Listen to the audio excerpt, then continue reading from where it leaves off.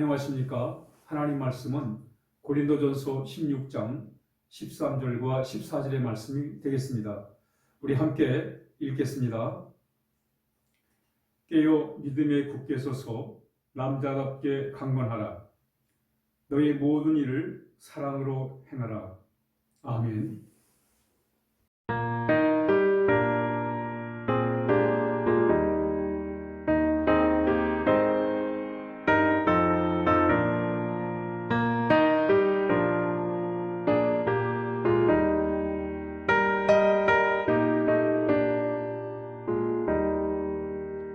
사랑하는 주님 앞에 형제자매 한자리에 그 신은혜 생각하며 즐거운 찬송 부르네.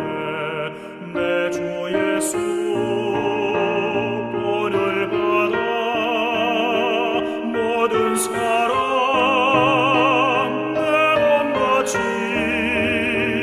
환난 근심 위로하고 진심으로 사랑하세.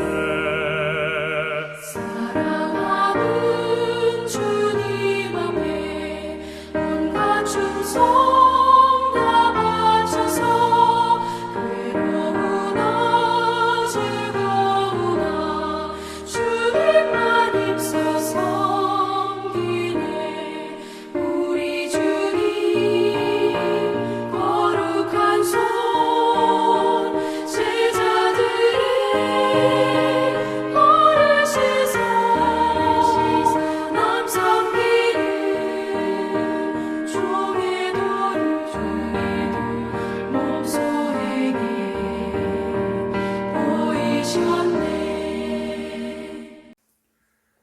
바울 사도는 고린도 교회에 편지하면서 마지막 인사를 하면서 깨어 믿음에 굳게 서서 남자답게 강건하라고, 너의 모든 일을 사랑으로 행하라고 이렇게 권면하고 있습니다. 우리가 올 한해를 살아가면서 무엇보다 우리의 신앙이 늘 깨어있는 신앙이 되어야겠습니다.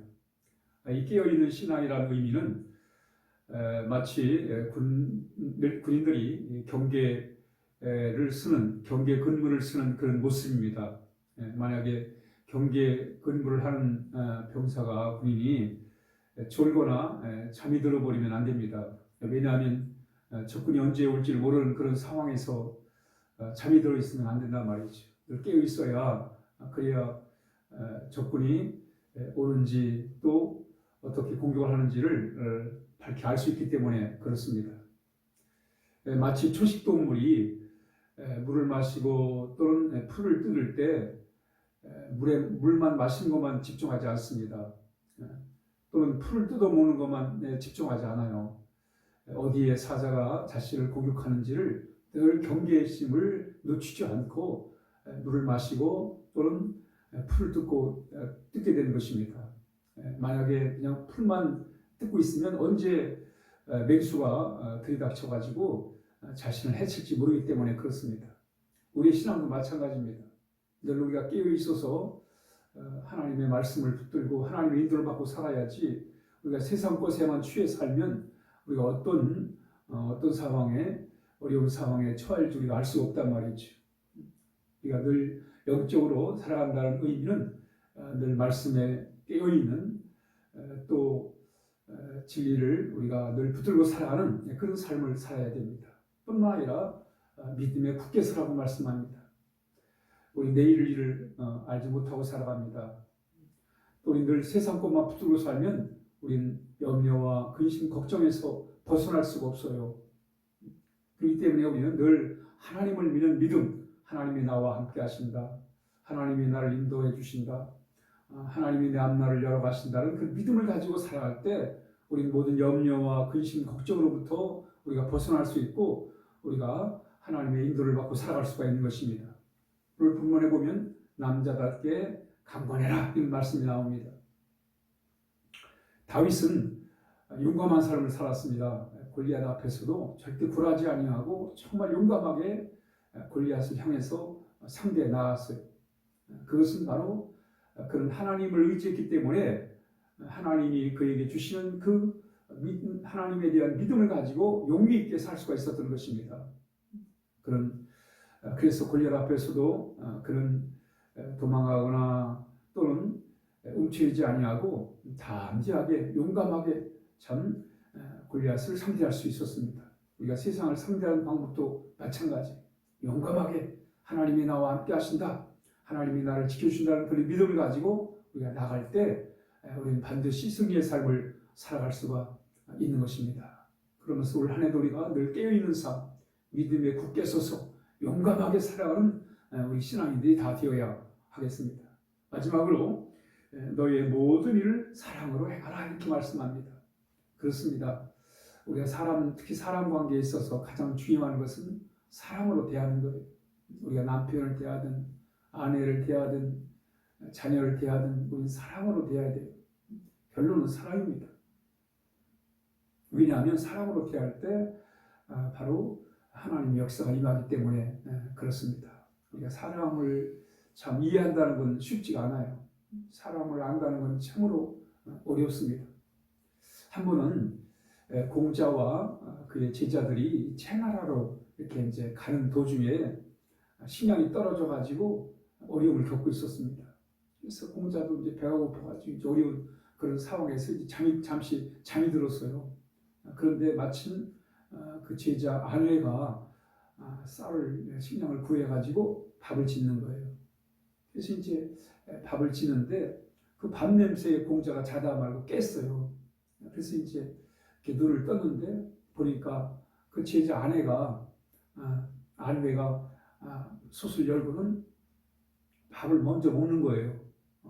그래가지고 공자 생각이 우리 아내가 저러지 않는데 어떻게 나를 놔두고 먼저 밥을 먹는가?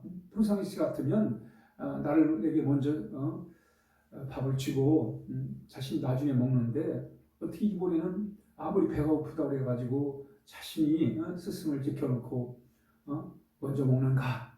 그런 생각을 한 거예요. 그래서 안 되겠다. 이제 교육을 시켜야 되겠다는 그런 생각으로 이제 일어나가지고는 아내를 불러가지고는 내가 꿈에 그 꿈을 꾸는데 네 부모님이 먼저 제사를 먼저 하고 드리고 밥을 먹으라는 그런 얘기를 했다고 이렇게 간접적으로 얘기를 합니다. 그랬더니 아내가 하는 말이 사실은 이걸 가지고 먼저 제사를 드릴 수 없습니다.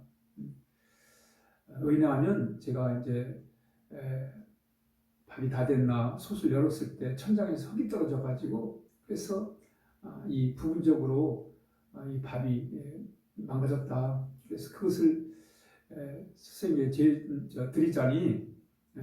드리자니 더럽고 또 버리자니 아까워서 그 부분을 먹었다라고 얘기를 합니다. 이때 이 공자가 부끄러워 가지고 그런 얘기를 해요. 나는 내 눈을 믿었다. 그런데 내 눈을 믿을 것이 못 되는구나 라는 것을 알았다는 거예요.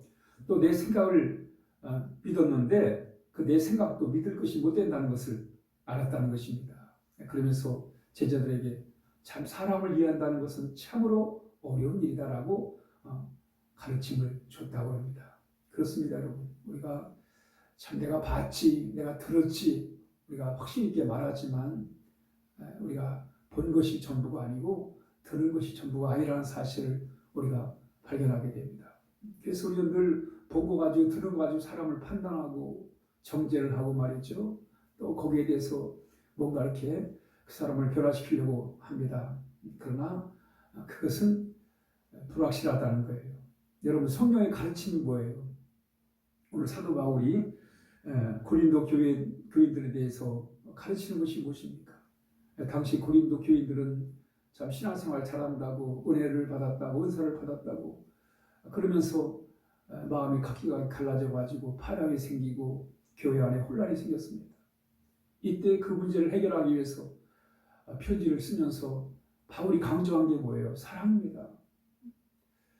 그래서 믿음, 소망, 사랑 이 세 가지는 항상 있을 것인데 그 중에 제일이 사랑이라. 오늘도 뭐라고 그래요? 너의 모든 일을 사랑으로 행하라는 거예요. 그렇습니다, 여러분. 사랑이 먼저고 사랑이 최고예요. 사랑 아니고는 인간의 문제를 해결할 수가 없습니다. 사랑을 통해서만이 바로 인간의 문제, 인간 관계 문제를 해결할 수가 있어요. 왜? 하나님이 사랑 가운데 역사하시기 때문에. 하나님은 사랑이잖아요. 그러므로 우리가 세상을 살아가면서 결국 우리가 자녀를 대하든 다른 사람을 대하든 우리가 결국 할 수 있는 일은 바로 사랑으로 대하는 것이다. 그럴 때 이 세상은 좀 더 나은 세상으로 우리가 변화될 수가 있는 것입니다. 왜? 하나님은 사랑 가운데 역사하시기 때문에 그렇습니다. 우리가 서로 사랑으로 돌보는 그런 삶이 복된 삶이 되는 것입니다. 오늘 하루도 우리가 깨어서 믿음에 굳게 서서 남자답게 강건함으로 용기 있게 그리고 사랑으로 행하는 복된 우리 하루가 되어야 하겠습니다. 기도하겠습니다. 하나님 아버지 감사합니다. 오늘 하루도 늘 우리가 깨어있는 삶이 되게 도와주시고 또 믿음에 굳게 선 삶이 되게 하시고 하나님을 의지하는 까닭에 용감한 삶을 살게 도와주시고 매사에 사랑으로 행할 수 있도록 하나님 늘 인도하여 주옵소서. 우리 교우들의 건강을 지켜주시고 믿음을 지켜주시고 늘 주님과 동행하는 복된 삶이 되게 하여 주옵소서. 예수님의 이름으로 기도하옵나이다. 아멘.